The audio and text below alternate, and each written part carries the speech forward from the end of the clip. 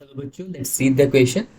Binomial nomenclature is a system of classification introduced by Swedish naturalists in which species is provided with the appropriate and distinct name consisting of two words, a generic name and a specific name.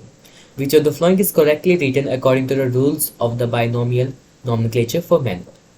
Question में basically एक passage दिया, एक passage बोल रहा है कि जो binomial nomenclature था, क्लासिफिकेशन सिस्टम, वो किसने इंट्रोड्यूस किया? स्वेडिश नेचुरलिस्ट ने किया था।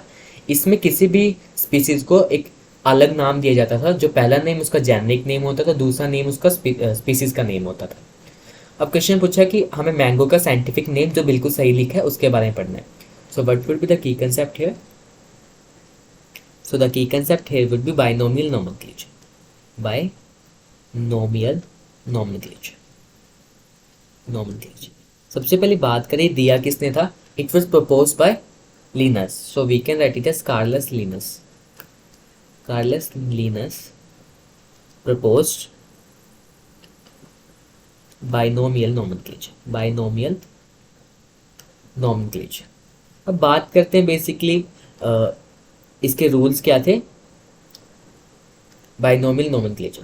तो सबसे पहली बात थी कि जो बाइनोमियल क्लेचर है वो किससे कंसिस्ट होगा? It consist of two words. जो इसका फर्स्ट नेम होगा दैट इज जीनस का नाम होगा, जो उसका सेकंड नेम होगा that is the name of what?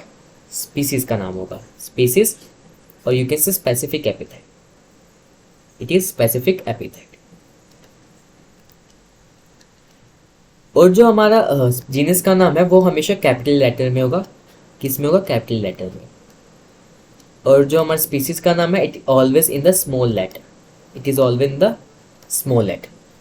दूसरा क्या बताया था कि ये जो जेनेटिक नेम बाइनोमियल नेम है वो these are in the Latin language. किस कौन सी लैंग्वेज में होंगे? लैटिन लैंग्वेज होंगे। बट जब रिटन फॉर्म में होंगे, रिटन में लिखेंगे तो these are in the italics. These are in the italics and separately underline. अब बात करते हैं ऑथराइजेशन की। ऑथराइजेशन, अगर किसी ऑथर का नाम लिखना है तो सबसे पहली बात ये आएगा आफ्टर स्पीसीज। आफ्टर स्पीसीज आएगा। साथ में क्या होगा? एब्रीवेटेड फॉर्म में लिखा जाएगा। एब्रीवेटेड फॉर्म में लिखा जाएगा। And the third is what? ये रोमन में होगा। It is in the Roman. अब बात करते हैं which one is the correct. The mangifera Linn. देखो साइंटिस्ट का नाम जिसकी ऑथराइजेशन तो वो स्पीसीज के बाद आएगा। यहाँ पे क्या लिख रहा है? जीनस लिख रखा है, बाद में सीधा ही नाम, तो गलत हो गया।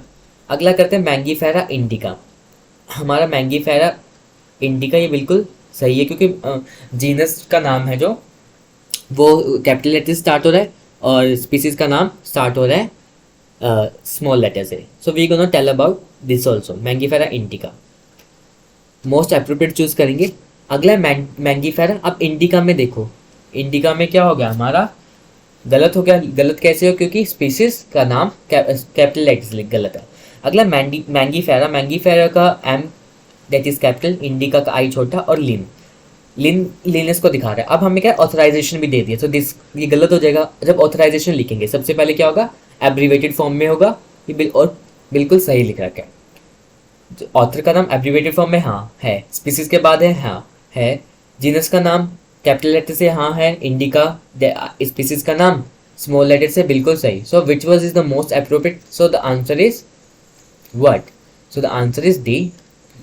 We can write it over here. So answer is D. Hope you understood that. Best of luck.